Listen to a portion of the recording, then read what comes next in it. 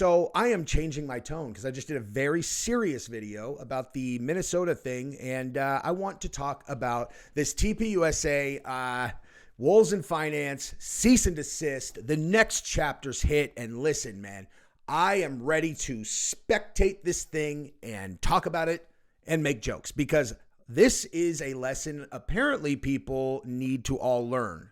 That is that if you want to challenge people with legal letters, what you should definitely do is make sure that the threat is real. Because if it's not, guess what's going to happen? Okay. The only reason you'd be sending out cease and desist orders to people is if the thing that they are saying is damaging you, right? I mean, that's but now something damaging you does not mean that it's not true. Okay. You can't sue people for telling the truth about you. And you also can't sue people for asking questions about things that you're doing. And so if you decide to send a cease and desist, you are literally Streisand affecting it, where now you're pointing a microscope directly in your you guys understand, like pointing a light at you. And if they keep on doing it and you do not sue them, what have you communicated to everyone? Empty threat, and you were scared. And Wolves in Finance is literally taking his finger and sticking it right in between the eyes of Tyler Boyer right now. Okay, he's like, hey, Tyler, go ahead, sue me, dude. Hey, you said you want to sue me, right? Hey, do you like my finger in your eyeball? Here, I'm going to put it right in your eye, okay? He is daring him. And if you think that I am exaggerating that, let's just watch this clip real quick, just as a quick intro into some of the things we're going to be looking at right now. So let me tell you what I think is going on. Tyler Boyer manages these political companies. The Trump election is coming up in 2024. Tyler Boyer realizes he needs more people to do ballot harvesting. So he decides, let's just steal the donations from Charlie Kirk's Turning Point USA.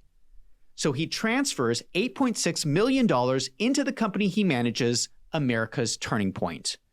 And then he hires a bunch of people for illegal political activity. And he tells everyone, come on, no one will ever know. Charlie Kirk doesn't even have to know.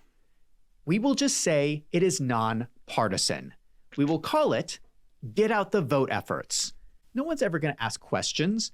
No one will ever look at the photographs. Don't worry about it. Except I think that Charlie Kirk found out. This fits the timeline of the Baker-Tilly audit that concluded on June 20th, 2025, that would have revealed all this information to Charlie Kirk shortly before his murder. Oh, man, I had only watched that once, and I was watching it the first time just like, my goodness gracious. But I watched all of the buildup to that, and it was like, he sounds like he is just overtly saying, I have your cease and desist right here, and this is me urinating on it. Like Wolves in Finance looks like a guy to me who takes extreme pleasure in like challenging people. He's just not naturally as like super clever. So he looks to me like a person who would actually like take the cease and desist and all stone face record himself. He's all, this is me peeing on your cease and desist. It's getting yellow. Your cease and desist is getting yellow. Would you like to come get your cease and desist? I think you wouldn't. So I'm going to take this cease and desist and I am going to use it to wipe my bottom. That's what I'm doing with your cease and desist, Tyler Boyer. And anyone who believes that his cease and desist was based on anything that has merit, you can come get the cease and desist and you can use it to stir your drink afterwards. Now, I would like to think that if Tyler Boyer saw this video, he would enjoy those jokes and that impression so much that even he would say, you should definitely subscribe to Jesse on Fire's channel and you should definitely like this video. Or in the words of Wolves in Finance, I just found out that you are not subscribed to Jesse on Fire's channel. This is unacceptable. If you don't subscribe, I will come to your house and I will audit your children. So again, if Tyler Boyer is the one who sent the cease and desist, which I think he is, based on the fact that that's what I said from the beginning, because his name is all over it, right? It's him that's getting mentioned all throughout the thing. Well, I think he's made a drastic miscalculation of his opponent, and now he just found that out because that was just 1 minute of this video where Wolves in Finance is cooking him alive. And let me tell you something else, okay? He is not holding back. He's going after everyone. Now, clearly, his attorney has advised him that what he's doing is completely above board and he is legally safe from any kind of repercussions because he's the kind of person that would button that up in advance, and there's no way that he would put this out if he thought that he wasn't. But I think that he might be looking at this differently if I were advising him, and I would have additional concerns for him to consider before he went all the way ham on this, because it's about choosing your enemies selectively, right? There are certain battles you don't want, okay? You don't want them, I promise. And I think that he may have gone after someone that could end up costing him, and I will show you exactly what I mean right here, okay?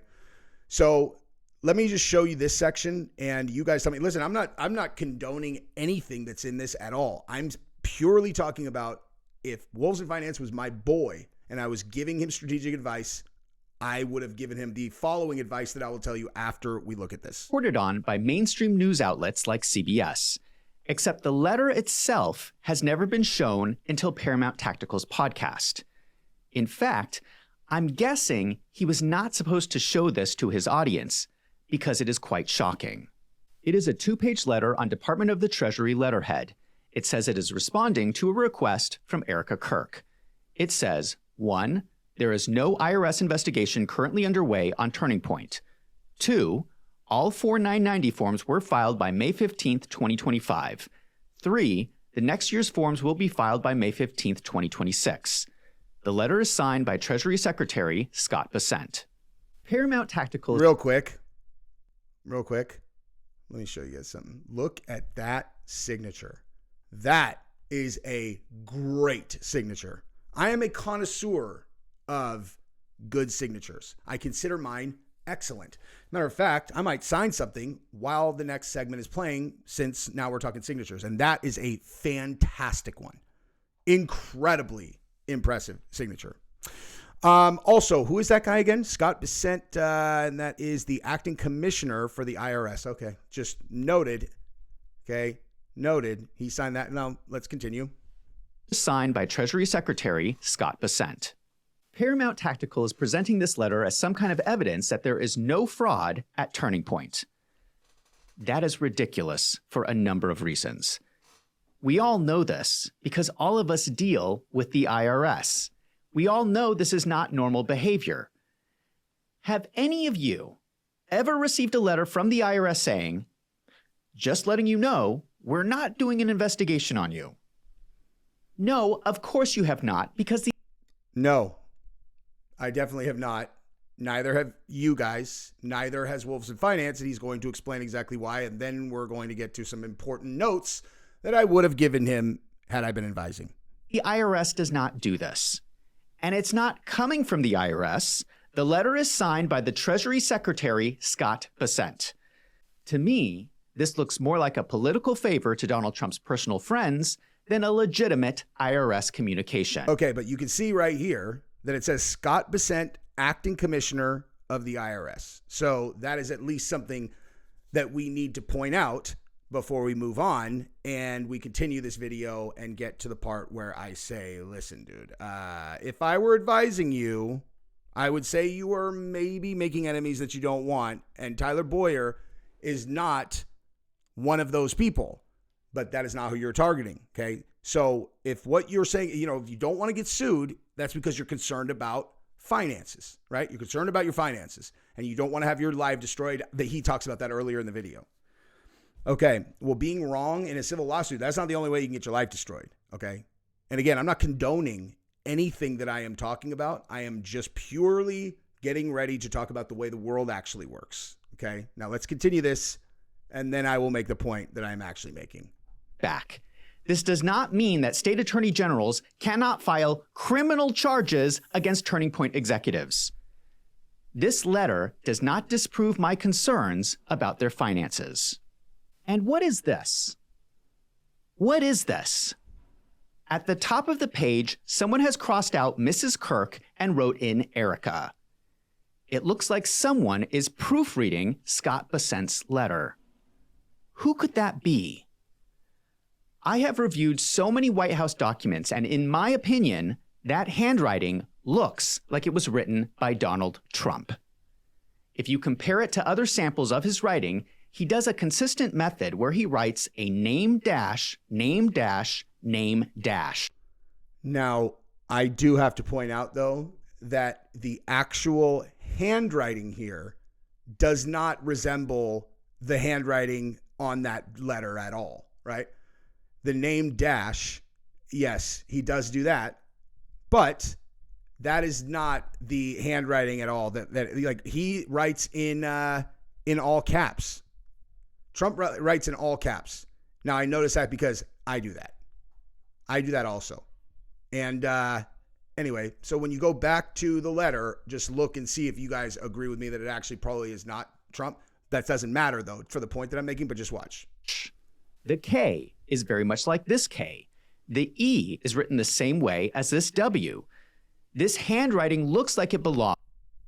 That's like half cursive, and Trump is a person who writes in all caps. And again, I recognize this because I do the exact same thing, and I do it because it enables me to make my handwriting cooler.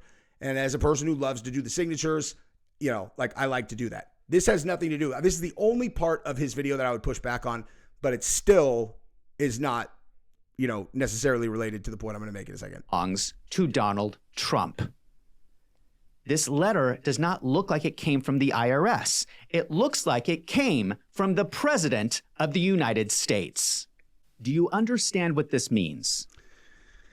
It means that he got advice from a lawyer that says that as long as you say things like, it looks like, and what this would mean, and things like that, you can say whatever you want. And what it means is that Tyler Boyer's cease and desist turned into a green light for them to absolutely hammer him as much as they want. Now, going to now actually make the point that I want to make, okay, is the following. You do not want an enemy that is the commissioner of the IRS, and you definitely do not want an enemy that is the, you know, Secretary of the Treasury, and you really don't want an enemy that is the President of the United States with a propensity for targeting enemies and trying to destroy them. Okay? Like, that's what I'm saying. I'm not saying that this is like a good thing for, you know, like it's a good thing, bad thing, whatever.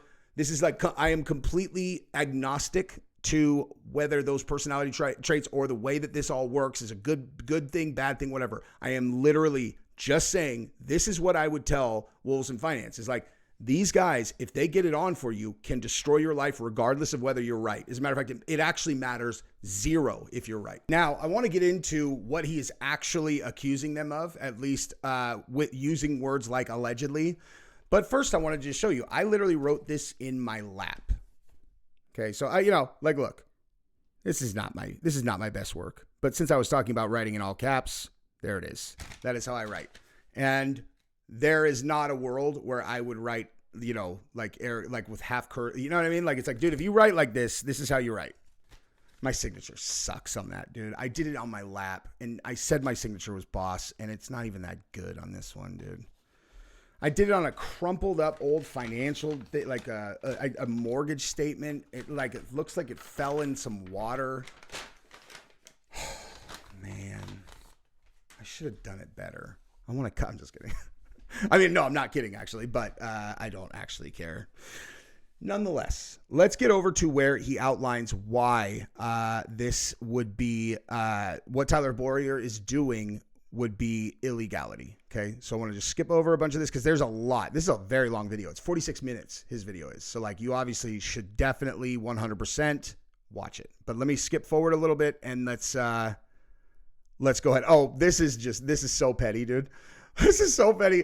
He does a section where he's talking about how the Turning Point donors are not getting what they had agreed to, that all of these small donors were complaining that they said that they would get a hat in return for their donation. And I actually want to make a very specific point about this. So I want to, I'm actually just going to play a little bit of this because there actually is a very important point related to the hats that I want to make. All right, here we go. Most people don't know what has been happening with the donations. I received a message from someone named Margaret. Like many other people, she donated money to Turning Point USA because she was moved by Charlie Kirk's death. She was told if she gave a donation that she would receive a hat as part of their fundraising effort. Here's the message. Thank you for your contribution to Turning Point USA with the official Turning Point email address. And it says, shipping of your hat could take up to 10 to 12 weeks. She donated on September 16th.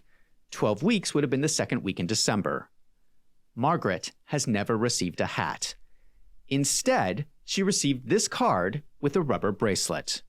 They are sending bracelets to people instead of the hat they promised. And this is not an isolated incident. Here is a Facebook post. Made a $25 donation to TPUSA back in September that was supposed to come with a 47 hat free for making the donation. Never got hat. Tried texting them and calling them several times and have not gotten response. Did get one response from someone named Anika, who said she had no record of the transaction. Have sent them copies of my receipt with no response.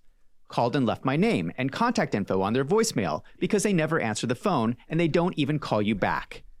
Loved Charlie Kirk and watched him religiously, but this has totally disappointed me. We'll call my bank and see if I can get reimbursed for the donation. Okay, so let me show you guys something real quick. Okay, so Bo, by the way, before I even change this movie, okay, this movie, which is called Violation, okay, I am not going to say anything about this movie except I challenge you to watch this full movie. And then hit me up an email and title it Violation. And then tell me exactly what your experience watching this movie was. This is one of the most not impactful. I don't even know how to even describe it. Like, I've never had a movie that I could think of where I had a more visceral reaction to a film ever. Where I was like, I don't know how else to describe it. It's called Violation. It's on Amazon Prime. Okay. Now, the point I wanted to make though is the following. Okay. So right here in 2020, Turning Point USA paid a company owned by Donald Trump Jr. $333,000 to purchase copies of one of his books. These were used by TPUSA as part of fundraising drive. Separately, in 2019, the RNC spent nearly $100,000 on a bulk of copies of the book. Okay, so why is that relevant? Simple. Okay, simple. It's because this is the nature of the game that they're playing. And when they get promised a 47 hat, okay, what that almost certainly means is that they did a very similar deal with someone else who is in that circle, and they probably bought $150,000 worth of hats, and then they give them out for free, but they ran out, right? Probably ran out of the hats. And then they go to, whoever this person is, and they're probably done with that business now because that was kind of a campaign thing, and they sold out of the hats. And so now they're like, oh, we're out of them. What are we going to do? They're like, I don't know, just get those bracelets. Those little bracelets cost nothing, right? And so they're just trying to get away with it. Oh, we'll do this. Problem though is that apparently people remember. Now I would imagine it's not that big of a deal, and it's not that big of a deal, and it's probably not super widespread. But if you're wondering why they are doing that, I can pretty much guarantee that is exactly why. Okay.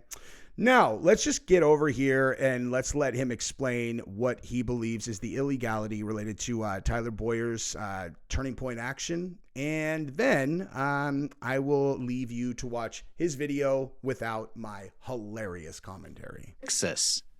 One way is what Charlie Kirk was doing. He was creating spaces on college campuses where students could talk about capitalism and free markets. He was allowing free speech where people could make fun of being woke. Everyone likes this idea. Everyone wants more of this. If this was all Turning Point was doing, no one would have a problem with it. What people are now realizing from Turning Point's financial information is that they are involved in a whole lot more. Let us look again at the 4 nonprofit companies. We have Turning Point USA, Turning Point Action, Turning Point Endowment, and America's Turning Point. 3 of these companies are 501c3 organizations. Turning Point Action is a 501c4. The difference is that a 501c3 is not allowed to participate in political activity. A 501c4 can participate in no more than 50% political activity. And then there is also Turning Point PAC, which is 100% political activity. Now, I have seen arguments from people claiming that this is normal. They say it is normal for nonprofits to have multiple different companies. Not like this, it's not. Do not let people gaslight you about what's going on here. Let me explain what is unusual. You would normally create different shell companies for different types of activities. For instance, Turning Point Endowment is for their investments. That's clearly a different type of activity. It gets its own company. That makes sense. Turning Point Action is a 501c4. That's a different type of activity, so it gets its own company. What is this? Why is America's Turning Point separate? The company descriptions on the 990 form are very similar. It's basically education for young people. So why are these 2 different companies? The only major difference that I see is that Charlie Kirk managed Turning Point USA and Tyler Boyer managed America's Turning Point. So in a way, America's Turning Point existed to give Charlie Kirk plausible deniability. It gave Tyler Boyer his own 501c3 where he could do whatever he wanted, and Charlie Kirk would not necessarily know about it. This is explained in the fine print of the 990 form for Turning Point USA, which says, Turning Point USA's other educational programs include campus leadership programs, which are hosted by Turning Point USA's related entity, America's Turning Point, with grants totaling $8.6 million. So what is Tyler Boyer doing with these students? It sounds like this leadership program is a pipeline for these students to go work for Tyler Boyer. I wonder what these students are doing that costs $8.6 million. We're going to get into that in a minute. The other obvious question for most people is, how does Turning Point get involved in so much political activity? The only companies that are allowed to do political activity are up to 50% of Turning Point Action and Turning Point PAC. What happens in the real world is that a lot of 501c3s will perform what they call get out the vote efforts, or voter education. This is defined in Treasury Regulation 1.527-6B5.